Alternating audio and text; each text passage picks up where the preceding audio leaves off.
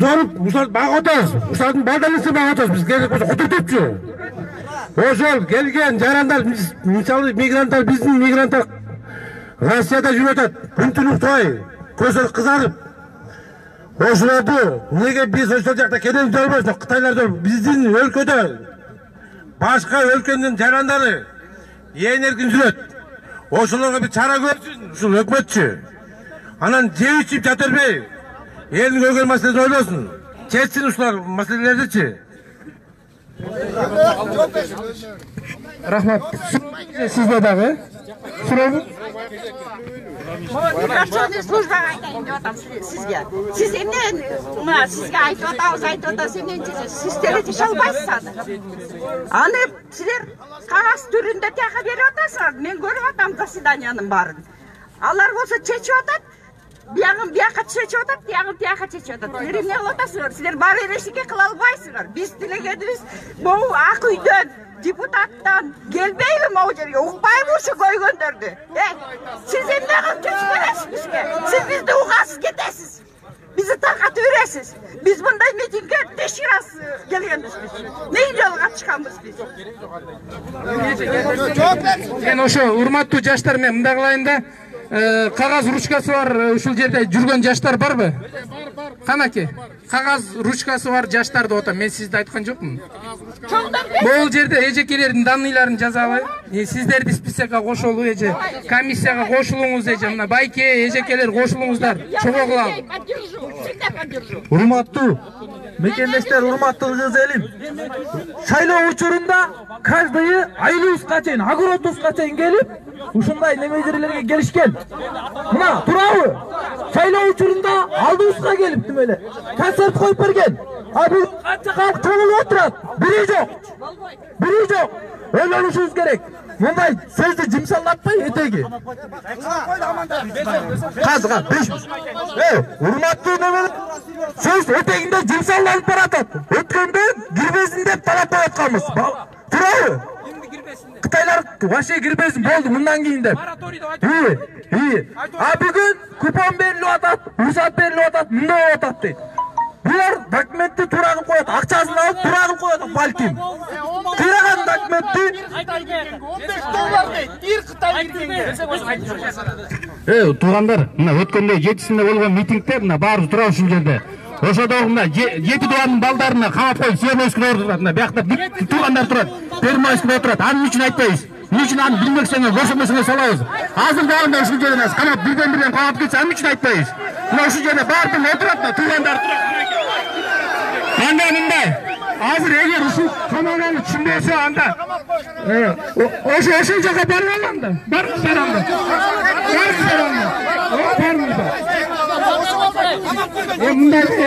Мындай, азыр анда мына урматтуу туугандар, мындай могу жерде жоопкерчилик менин мойнумда, байке. Сообщениялар келе баштады. Мен сизге айтып атам, азыр мына баарыгы көрөлү деп атам мен сизге. 1-Май районуна баралы деп атам мен. Ушул жерге чакырганда келеби?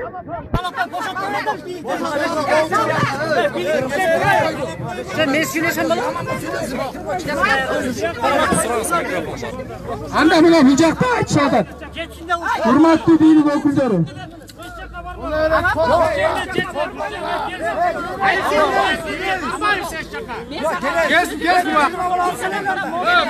Азыр мына момда кылабыз. Жок, мына момда кылалы. Мына могул жерде өкүлдөр барып келсин. Биз күтүп туралы. Макулсуздарбы? Хорошо, мына могул жакка чогулуңуздар. Тетека чогулуңуз, байке, барыңыз. Все хорошо, барыңыз, байке. Все. Кана ким барат чогулуп тиги жакка өткүз, байке. Барып келиңиздер. Анан эми урматтуу туугандар, анда дальше биз эмен улантып берели. Биз мына эме бийлик өкүлдөрү каяка кетип калды? Сен кимсиң, доске? Мындайраак туруп тургула, мындайраак, братан. Неме, мындайраак эле турсаң, колонкада мындайраак, брат. Могу артка эле туруп турсаңар, эч переживать этпей эле кой. Ничего не будет. Со мной ничего не будет. Мындай да, мына уже менин артыма даже охраналарым келип баштаптыр. Рахмат. урматтуу спортсмен балдар да менин укугумду коргойм деп келип атат. Буга да рахмат айтып коюш керек. Баягы эми мындай да бу жерде сөздү жимсалдаткан эч ким жок. Мындай да биз деген бир нерсени туура түшүнүш керек, урматтуу туугандар. Жо мен айтайын да, мындай бардык нерсенин өзүнүн шарты болот, өзүнүн нугу болот. Биз мыйзамдуу мамлекетте жашайбыз да. Биздин өзүбүздүн президентибиз бар. Сиз угуп турсаңыз мени, мыйзам барбы жокпу аны сиз чечпейсиз, аны туурабы? Анан эми мына бийлик өкүлдөрүн угал. Кел, сүйлө, кел. Только ушул боюнча байке. Ассаламу алейкум кыргыз элим. Кыргыз жаш балдар, мына бүгүн чогулганыбыздын себеби Кытайлыктарды чекит коелу деп чогулдук баарыбыз. Чоңдорго кайрылып, чоңдордун эчтеке действиясы жок. Карагылачы, 700 000 Кытай, кыргыз чет өлкөдө малай болуп жүрөт. Калганыбыз баякта малайбыз, байкелер. Ошолорду бир карайлы, жаштарды карайлы, биз өттүк, байкелер. Бул жашоого бир келебиз, байкелер. Ошону түз карап, түз четели, провокация калтырбайлы, мушташпайлы. Баарыбыз кыргыз экенбиз маякта, башкалар жок экен, байкелер. Баарыбыз кыргызбыз, байкелер. Баяк бир кыргыздын жери, кыргыз атабыз, ата бабаларыбыз калтырып кеткен, байкелер. Биз алакандайбыз. Мына Казакстанда 45 область, Казакстанда, Россияда 74 область бар, байкелер. Ошолордун баарын кармап, содержать этип атат. Биздикилер, байкелер, мына моун баары жумуш жок. Баары жумуш жок, байке. Айылдарга кирели. Мына байкелер, мен статистиканы алып көрдүм. Тиги ген боюнча байке 1,5 миң лицензия сатылып кетиптир. Россия 1,5 миң лицензия сатылып кеттир Кытайларга, байкелер. Ошолорду да карайлы, байкелер. Биздин кен байлыктарыбыз өзүбүзгө момундай жетет, байкелер. Тура чечели. Мен кайрылат элем. Кыргыз Республикасынын президентине, муфтиге, анан камчы байкебизге кайрылат элем.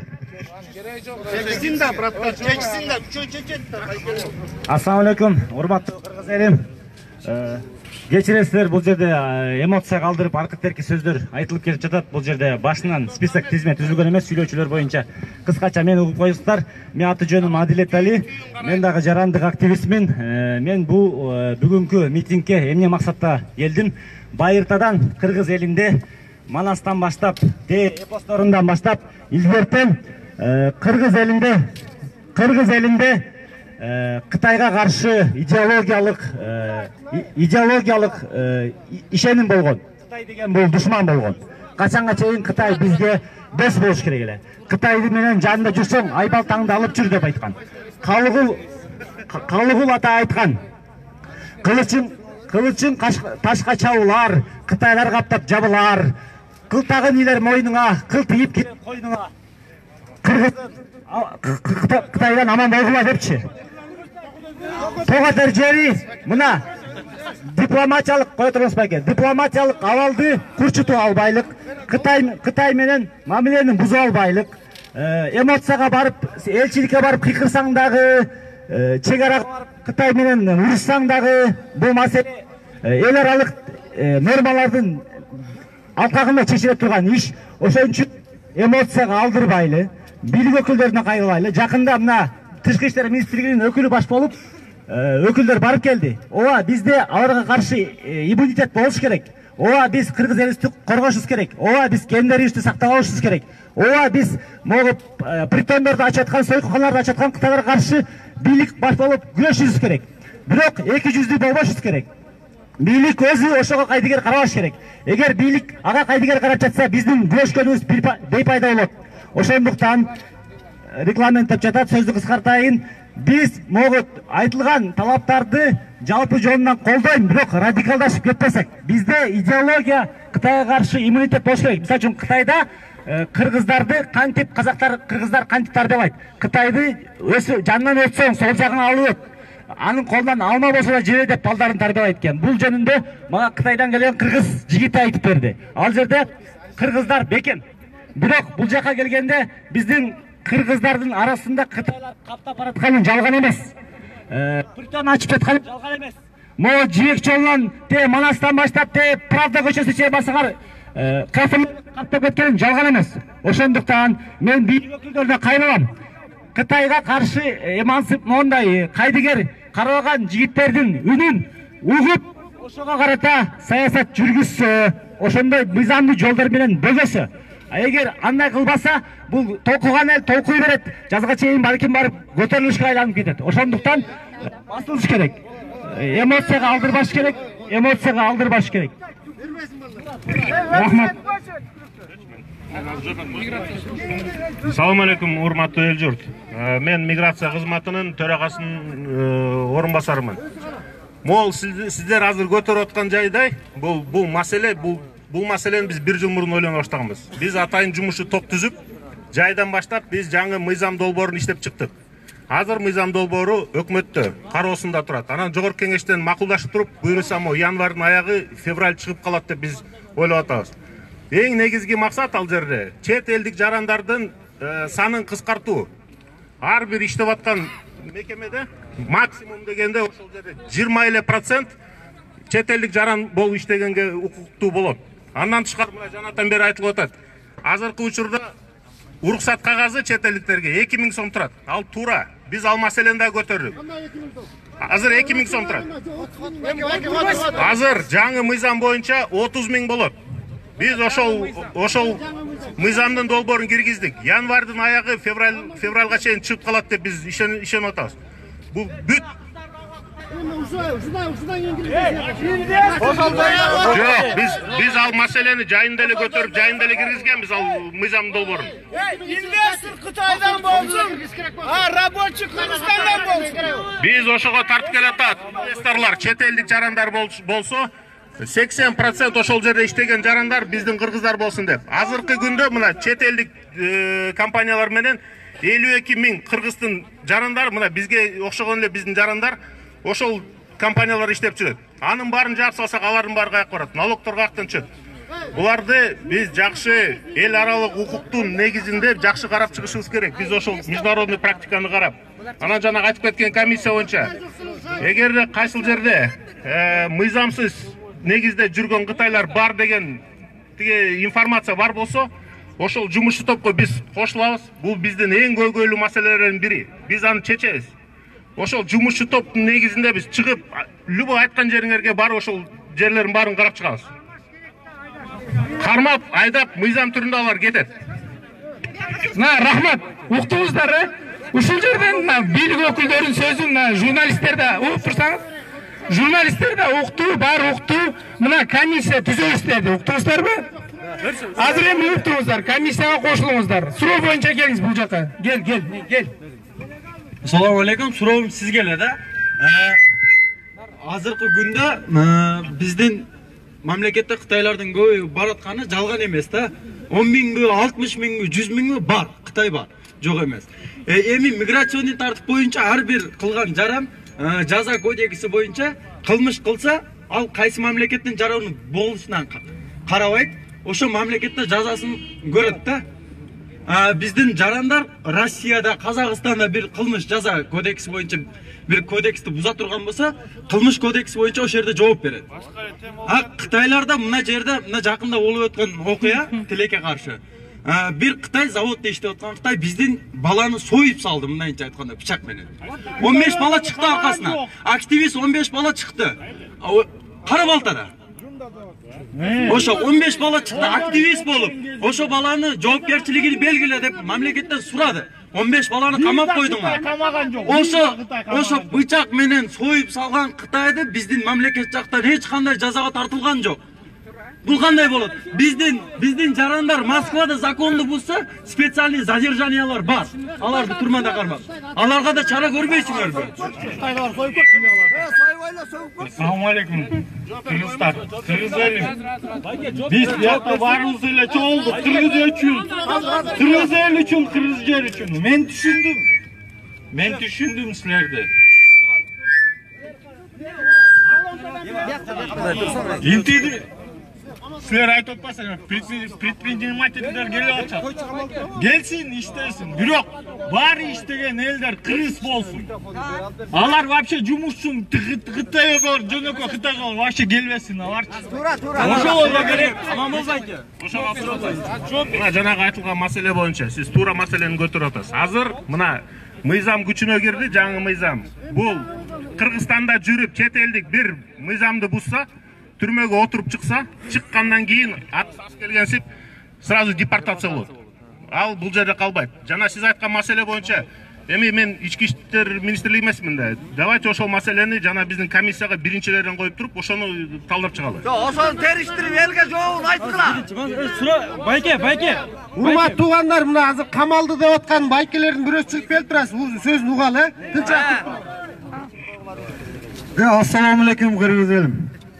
Бул мындай болуп атат да, баягы өткөндө 7-январдан бу жерде ким уюштурганын белгисиздиктен болгондон берден жыйын болбоду эле, нааразычылык акциясы.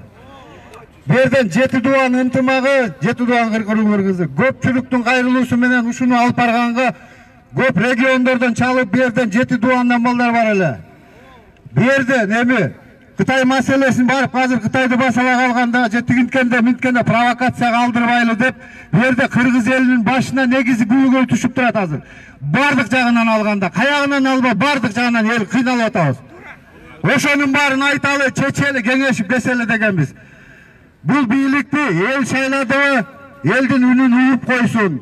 Эл ар бири келип туруп, өз талаптарын айтып, болуп аткан көйгөйлөрдү айтсын.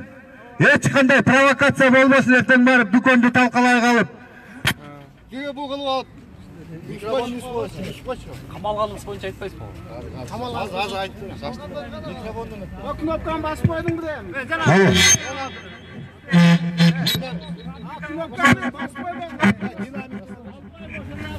Раз. Анан биз бердим. Микрофондун.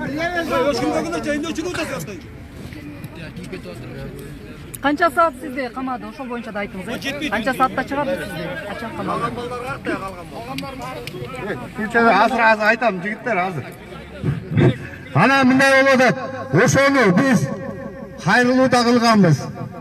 Мэрияга. Эгерде кыргыз элибиз Горький паркына дедиле, Горький паркына бирөөлөр өткөрүп атыптыр.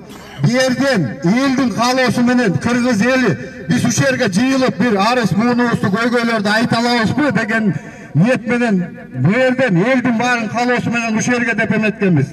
Эч кандай провокация болбосун, повязка болсун, бийлик органдарына да кайрылганбыз. Анткени бу жерден чагымчыл күчтөр бар экенин баардык айтып атат. Ошо чагымчыл күчтөр элди кайта бири-бирибизге тукурмасын деп, элдин көйгөйүн чечсин деп, элди биз шайладык беле элдин көйгөйүн угуп койсун деп. Анан берден мындай болот. Уюштуруучу топту эртең менен мына баарыбыз жок, мен азыр ушул жерден келатам. Уюштуруучу топту баарын тең апарып туруп берден апарчуларды азыр ошол жакта сура калып атат. Эми мындай болуп атат, сура турулуп атат. Бийлик бутагына да, органдарга дагы. Эгерде бу жерде чагымчы бу эмелер, бийликтер же болбосо дагы бир провокация кылып аткан адамдар келип туруп бу жерден чагымчылык кылса, эртең ушу баягы эле жигиттер 2010-дай болгондо ким жоопкерчилигин алат? Алдыбы бирөө азыр жоопкерчилигин? Жок. Биз ошондо каныбыз төгүлгөн жигиттерибизди жоготтук. Биз азыр до сих пор билбей калдык эмнеге кылганыбызды, бул нерсени, туурабы? Ошол нерсе болбош үчүн биз бу жерден талаптарыбызды татынакай коелу, органдарга да кайрылганбыз. Бу жерден азыр жигиттерибиз отурат ушул жерде. Түшүнбөй калдык. Көп эле жигиттер отуруп калды ошол жерде, бу жерде уюштуруучу топтун. Азыр түшүнбөй калдык, эмнеге камады, себеби эмнеде? Сизди чыгарды ошолордун арасынан бири эле. Мен өзүм чыгып келдим берге. Ошо эмне деп сурады сизди? Мени сураган жок, менин жанымдагы баланы мени өгөйүстү кармап отуруп. Азыр Бу жерден мындай болуп атат. Я. 10 чактыны кармады го, уюштуруучудан 10 чактыны, 20-ны. Мындай болуп атат жигиттер, туугандар. Эми мындай болуп атат. айтып койсунчу. Биз бу жерден мындай болгондо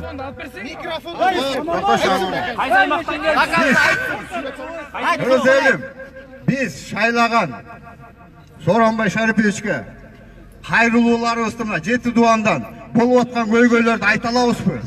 Түз эл шайлады деп айтып атат, эл шайлады деп атат. Анткени губернаторго айтасыңбы, акимге айтасың, кимге айтасың? Жетпей атпайбы ал нерсе, чечилбей атпайбы?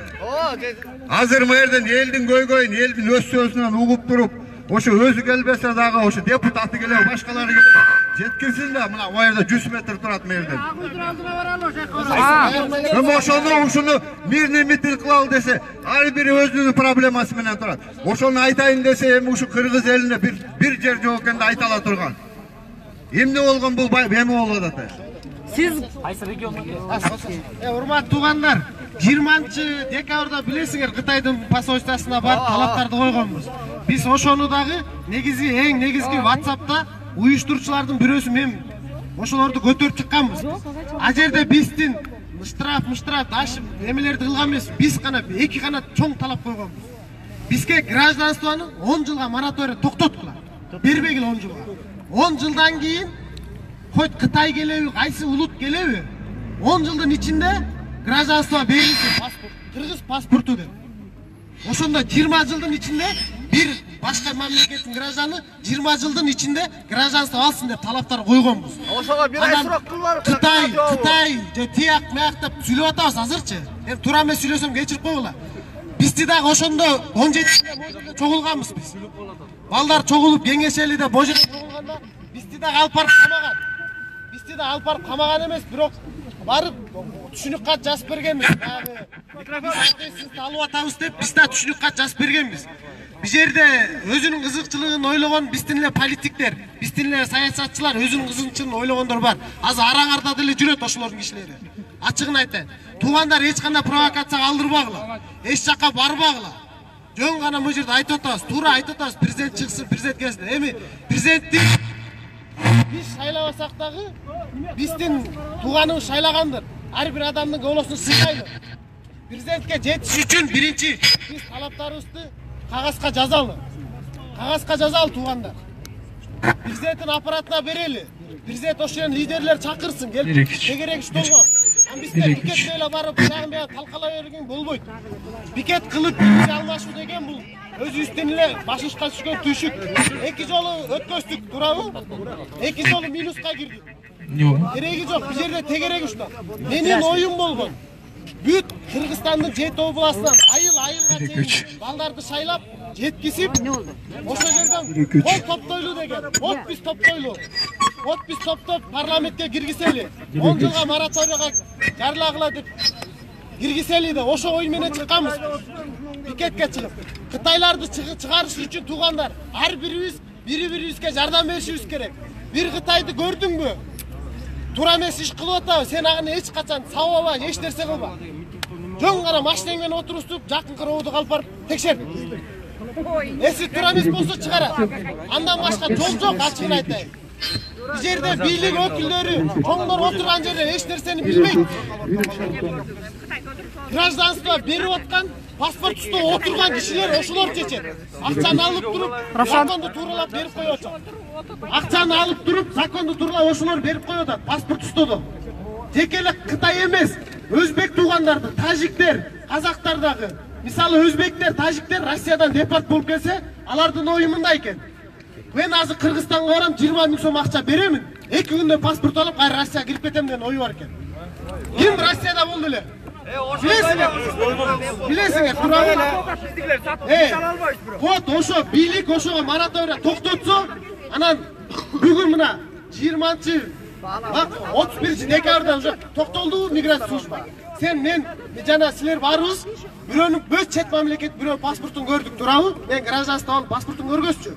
Могу силадан өтүп кеттир деп, ошону сүйрөп келгенге биз милдеттибиз. Жер биздики. Бул жерде барыбыз бир кишини же 2 кишини шайлашыбыз керек, токтотушубуз керек. Бул жерде азыр тиги уюм, бул уюм, тиги у деп Кыргыз качанга чейин 7 област болуп бөлүнөбүз. 7 област. Токтоткула ошону барды. Бий болуш керек, бий. Туура. 7 област болуп бөлүнөбүз. Азыр район болуп бөлүнүп атасыздар, атасын атып. Бир кыргыз деп жашагыла де. Мына мен 20-декабрдан бери WhatsAppка эч жерге бир нерсе жазган жокмун. Атайын, билейинчи ойлорунду. Кыргыздын жаш балдары жүрөт ошол жерде. Аталар, бизден улуу сакалын сүйрөп жүргөн аталарыбыз туура эмес сүйлөп атат. Бөлүнүп атат, аркалык, Sen oştuksun, sen tigisin de bölünüp tuğanlar. Biz birinci özüstün ıntımağı saktaylıçı. Azı arаңарda milisa kızmatkeri жайнап эле жүрөт. Azı o жерде бизден көбү. Azı esini biz ошо Кытайлар чын жүрөгүбүздөн кетирели десек, ошо толбой калмак. Казактар 3 күндө 2000 Кытайды казак, 2000 казакты Кытайдан алып келип койду 3 эле күндө. 3 күндө. Бизде бийлик эми Кытай менен өзүлөрүнүн ортосунда баягы байланыш бар, кол коюлган. Биздики мүнүс болуп калат. Тигиткиле, минткиле эмес. Biz 10 жылга мораторий жарыягыла. 10 жылдан гражданство бербейли. Жекеле Кытай эмес.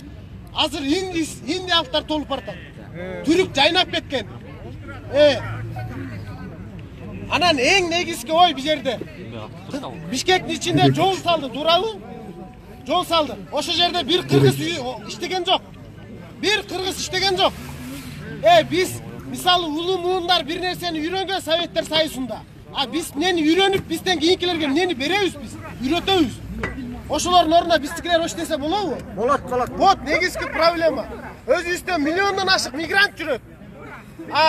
Биякта жылына 15 000 место берип атыптыр. Элдер бу жерде провокация алдырбагыла.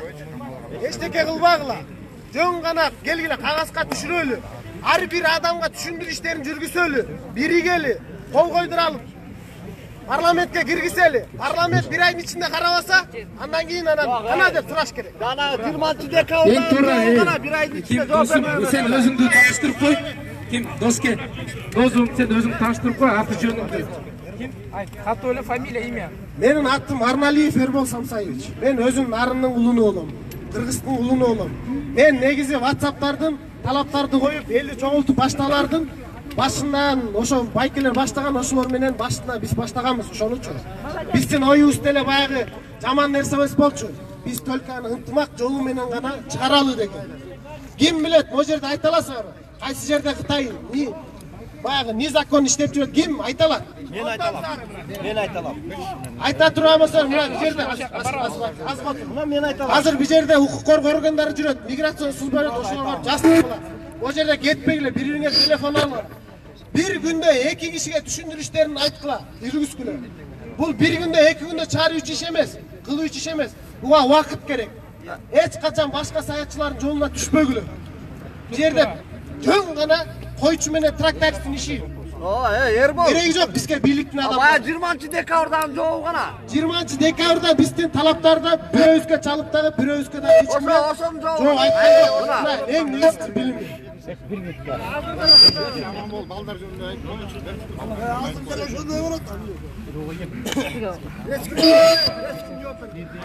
Жыйындын катышуучулары мындай болот атта бу жерде келгендин баары тең могу жүрөгүндө бир көйгөйлөрү менен келген туурабы? Эми ушул нерсени айта албай калдык, дей албай калдык. Мындай болот атат. Азыр угушубузча эми бу жерде митинг үнүбүздү жеткирели деп аткандан кийин ушул уюштуруучу топ мойнуна алгандан кийин жети дубан деп алар да азыр кармап отурат. Алардын да айта турган, алар да жети дубандан болгондо бардык региондон шайланып келген жигиттер эле. Эми ошолорду азыр келип айта турган нерселерине жол бербей ошол камап отурат. Буну кандай деп түшүнөлү? Кана бошотсун деп айталы азыр келишти деп. Анткени азыр келишти. Анан мындайда азыр мындай болот туугандар. Биз каяка баратабыз, жана эмне жолдо турабыз, ошону да терең түшүнүп алышыбыз керек болуп атат да, ошону да айтышыбыз керек болуп атат көйгөйлөрүбүздү. Акимге жана балдар чыгарып келсин. Балдар жөнүндө ошону айтып ошотуп алып келсин ошону. Урматтуу туугандар, мына бул жерде айтып атпайбы, өткөндө 7-январда митинг болуп өткөн депчи. Ошо туура болуп өткөн, бирок башында эч ким жок болгон. Аныңызда туура. Бирок ошол жерге барганда КТРКнын алдына ким бар деле, мерде ким бар? Мен бар. КТРКнын алдына баргандардан барсыңарбы? Ошондо кимди шайладыңар эле? Кимге добуш бердиңер эле? Аман бол, ал кеп шайлоодо эмес. Мына көрдүңүзбү, кеп шайлоодо эмес, байке эмеске айтып атам. Мен ошондо жоопкерчилик алып туруп, ошондо эки талапты көтөрдүк беле? Эки талап менен маселени чечебиз деп айттык беле? Азыр 3-чү талап кошулду. Ошо толтура талаптар үчүн сиз митинг өткөрүңүз өзүнчө, макулбу? Өткөрүңүз. Жеке мойнуңузга жоопкерчилик алып туруп өткөрүңүз. Эч ким сизди тыйбайт. Biz kimge söylüyor atağız çak gel. Жо мен сизге түшүндүрүп айтып атам эчек. Анан бул жерде жоопкерчилик менин колумда да азырчы. Эгер могу жерден бирде көрүп турган болсо, силерди жоопко тартпайт, мени тартат. Өзү ынтымакты болбосо каяк? Эми ошон үчүн хаким келди. Хаким байке, эме хакимге жана балдар боюнча суроо берилип атат. Жооп берип койсоңуз. Мына азыр айтып атат. Балдар чыгаргыла. Алып кел bu yaka. Алып келсин bu yaka балдар.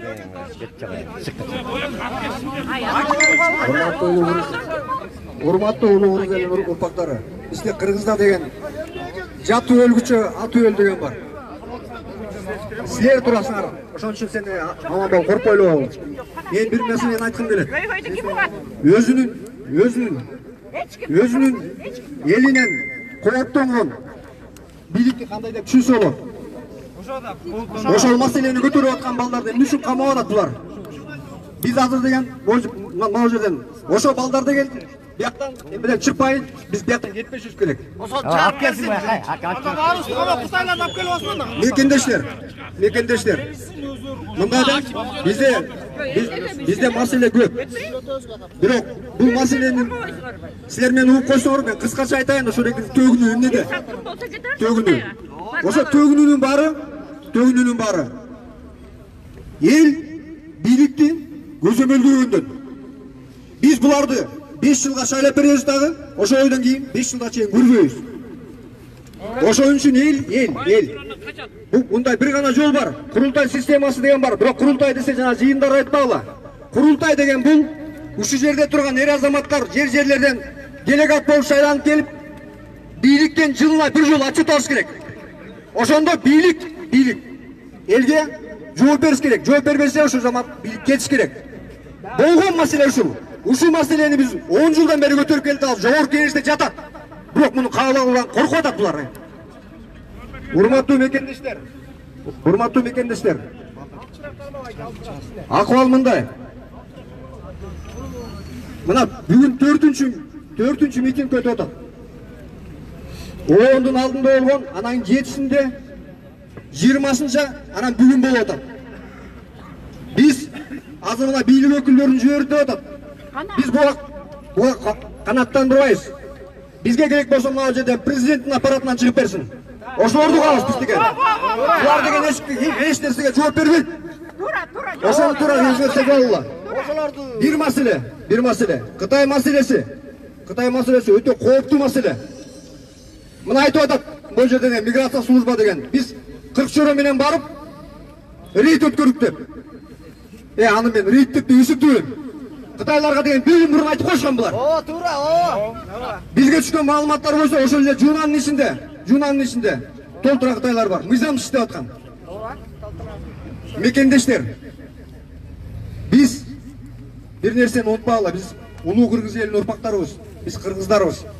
Бизди бул жерде эле эмес, бизди кошуна өлкөдө жашаган Өзбекстанда, Тажикстанда, Казакстанда буларда чоң проблема бар.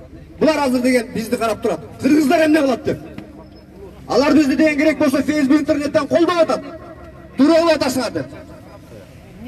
Ошондуктан бүгүн биз жөн тарап кетпестен бул жерден активдүү күчлөр кошулуп резолюция кабыл алып, буларга дайыр мөөнөт беришибиз керек. Эгер булар аткарбаса биз чыгабыз дагы.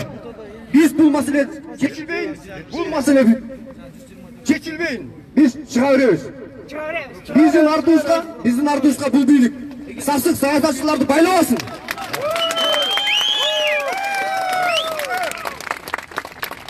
Кечирип коюңуздар, бирок бир нерсе бар. Бийлиги дагы, жанагы саясатчылар, оппозициясы дагы, НПОсу дагы азыр баары биригип алып туруп, бүгүн чыгам деген элдерди Кыргыздын душманына айлантып атышат. Булардын позициясы түшүнүктүү. Буларга только Кыргызстандан акча гана табыш керек. Бийлиги болсо коррупция менен алек болсо, оппозиция сүрөйлөр алар менен тиги соодалашып атса, НПОшниктер болсо чет өлкөдөн акча алып алар менен иштеп атат. Бул жерден кыргыздар гана чыгып атат. Кыргыздар карапайым элдер чыгып атат. Бул жер көрсө бизге кыргыздарга гана керек экен, карапайым гана элдерге керек экен. Биз кыргыздар улуу кыргыз элинин урпактары, биздин ата-бабаларыбыз бул жерди биз үчүн сактап келип берген. Канчалаган биздин аталарыбыз ушу жер үчүн деп, биз үчүн деп жүрүп кетишти. Биз жерибизди бербейбиз. Биз Тажикстан болбойбуз. Биз Африка өлкөлөрү болбойбуз. Бизге жерди бергиче, бизде жер гана калды кыргызда. Бизде андан башка эч нерсе жок. Ошо жерибизди майдалап сатып атышат.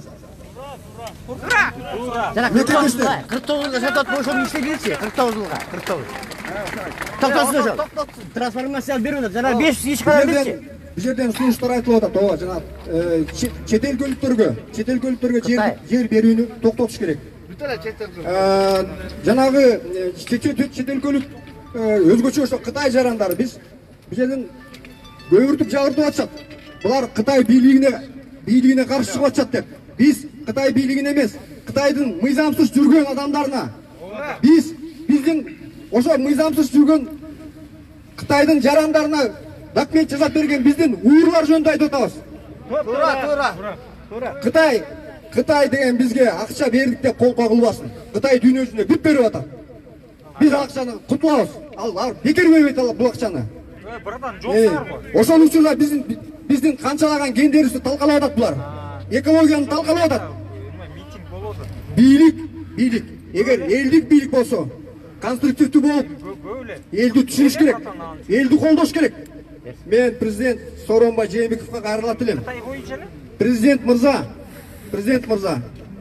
ооба жаңы эле баштадыңыз. Бирок элдин чыдамын күчөтпөңүз. Эл дагы болсо дагы ишенгендер бар. Бирок мен сизге ишенбейм.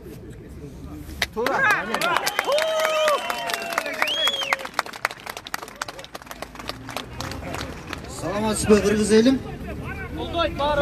Абдан кубанычтабыз. Бул жакта кыргызмын дегендер чогулганына атым Азамат болот. Азамат Жакып Көлдөн. Мындайда бир нерсе айтып кетейин дедим эле. Мына бир кыргыз дөңгө чыкты де. Дөңгө чыгып, "Он Кытайды ылдый түш согушабыз" деди. Түшүрүп туруп, астына баарын талкылап туруп, кайра чыгып туруп айтты дейт. Эми жүзөк түшкүлө деп. Дегенде бир Кытай түрү калыптыр дейт. Кыйкырып атат дейт, "Бияка түшпөгүлө, биякта бир эмес, биякта эки экен" деп. Буну эмне үчүн айтып атам? Тамаша иретинде. Кыргыз экенибизди унутпайлычы. Мына Манас атабыздын эстелиги турат. Мына желегибиз турат. Ар кайсы урууларга тепселетип атабыз. Ар кайсы Кытайына тепселетип атабыз.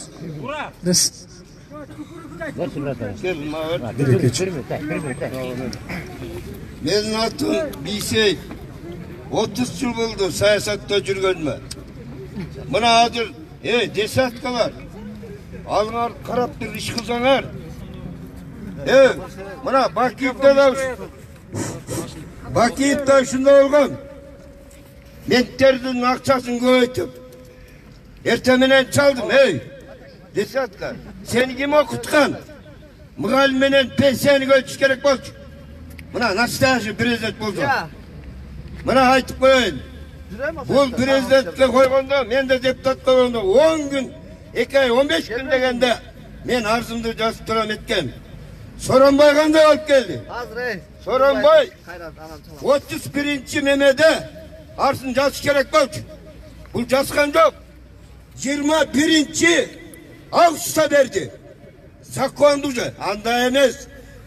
Кечиктиңби, сен койгон акың жок. Мына мен силерге айтайын. Мына азыр Шахват өзектердин мемези. Көрдүңөрбү? Унутурный ишмен алышты. Эч жака чыкпай. Мына казактар оңолду. Элдин санын ойлогула. 20 миң. Өзектер 30 миллион. Бул эмне деген? Кыргызстар болсо 5 миллион. Сакта 2 миллиону сыртта 5 миллион да жок ичинде. Булар акчаны бер, ана канча өнүгөт. Мына күзүндө тачекке алмайтып туруп калыптыр. Сооронбай. Бермекче чыгып аткан жерге барып бүтүп чыгып калат. Ал өнүгө эмес. Мына казактар мына кандай жерге астана салды. Men saldım da maktanbay. Bular sayılın olsa men kılın. Millet kılma. Kırgız eline işte. Sen oşanda isteyin. Buna Atanbay mine kıldı. Hiç sattım bitmedi. Buna geçen televizyondan görsetlerden. Mikrofon işte. Buna. Mikrofon. Mikrofon. Buna işte Mehmet Ağa'dan. Geçinde balazın. Bak otur.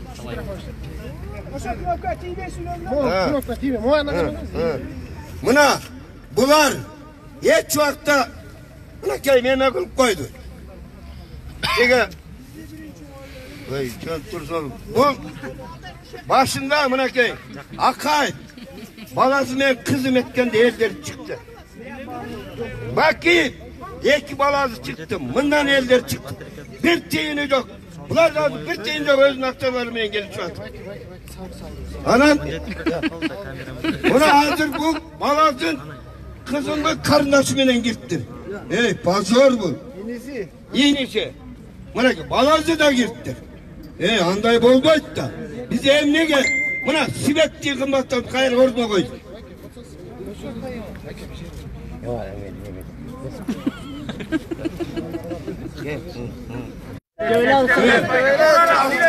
Bular da hoca bet kalmaya kaldı. Tüyünün katışıcıları, şu Ceti Doğan'dan şaylanıp gelgen her azamat yigitler, kızlardan, gelinlerden, aksakaldarısın, ağılık çeken, iğneler üstün, göy-göylerin jetkire üstüp gelgen. Kırkçoradan geldi beriniz. Hem oşolordu, hazır tez aranın içinde o şehirge gelgenine, hem birinciden oşolordun göy-göyü. Beriniz bu jakka. Sağval özünüzce süleşör ve yaktan talak çakır koyun. Toprağım yaktan ne oyu var, büt var ne oyu var. Oşun yaktan kişi çakıralım. Akmayaktan bari sülese süle oturuyoruz. O da talak yaktan geçsin. Kıskası birincisi o baldarda hazır çıkarıp koyuversin. İkinciden mındayda biz şaylagan birlik bolgondan keyin uşumuna 100 metre jerde turat. Uşu televizyonadan kaça jolaydı. Meni el şaylagan dep turabı.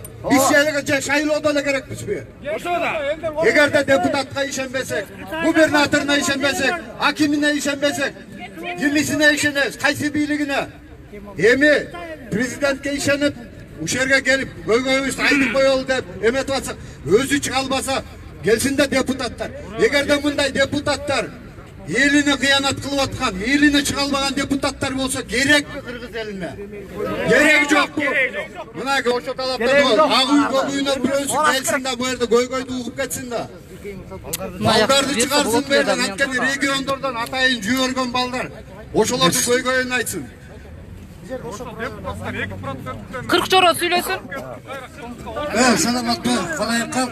Buna men hazır ele Tышкы иштер министрлигинен келатам. Жанакы Замир Көчөрбаев өкөздөшүгө өткөндөгү Кытай посольствосундагы өткөргөн митингдин катка жоопту күтүп турдук. Кечке жоопту бербей турду. Бир убакта кайдан жайдан ККМБ келди. Азыр Замир Көчөрбаевди салып кетти. Мен түшкөн жокмун, кетип калдым бери жакты көздөй. Мен элге барып айтам деп. Ошондуктан бул жерден баары бир провокация калтырбай, бир жакшынакай, бир жүрөктүн тереңинен чыккан сөздөрдү айтып, бореке келечекке баарыбыз эле келечекти карап атабыз бул жерде. Анткени 5 жыл, 10 жыл өтсүн. Бул азыркы чартаңбай деп аткан кытайлар 5-10 жылдан кийин эмне кыларын элестетип бергүлө. Биз эмес азыр өкмөт башчылары, органдын баары булардын адвокат болуп калды. Ошондуктан өзүбүз билимдикти алалы, бөлүнбөй, жарынбай, ар кайсы коомдук уюм болбой, баарыбыз бир жерге бириктесек, бирден кетип бүтөт булар. Ошондуктан акыл менен провокация кылдырбай, провокатор болсо колун толгон иштерге жазып салгыла. Урматтуу туугандар. Сүйлесин, байга сүйлесин. Урматтуу туугандар, бул жердечи президентке, бийлик өкүлдөрүнө атын атап, провокация кылбагылачы. Бул жерде уюштуруучу балдарды эртең суралат. Билесиңер, закондо бар. Президентке жаман сөз айтылбайт. Бая Кыргызда жакшы бир ханды да сыйлаш керек, туурабы? Эми анын бизде урмат президент чыгабы, чыкпайбы өзүнүн иши. Андан кийинкилер деле келсин. Президент өкүлү келсин, өзү чыкпайбы. Келбеди. Байкелер,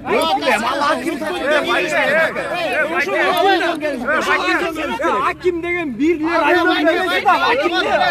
Bizlerge bizge деген негизи эч ким чече албайт. Hakim деген бирлер районду карайт.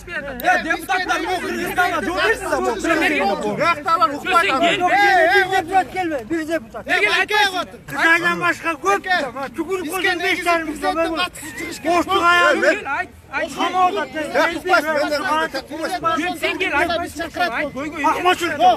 Ошо үчүн биз жерден бар. Ошо эмне койду коятасыздар, ошо айтпайсыздарбы? Кана келген. Бири-бирisi сөз үстү алып, провокация калтырбай. Апаңыз келиптир. Урматтуу туугандар, дагы бир жолу мен эскертип кетейин. Жана бул жакта башында ушул митинг саат 11-де башталган. Негизи мен саат 10-дон саат 1-ге чейин деп бийлик өкүлдөрүнөн жана ошондой эле бардык жактан уруксат кагазымды алгам. Азыраак сүйлөп туруп чакырбайсың. Жок, ана могул жерде келгендерге да мага талаптарды кошуп коюңуз.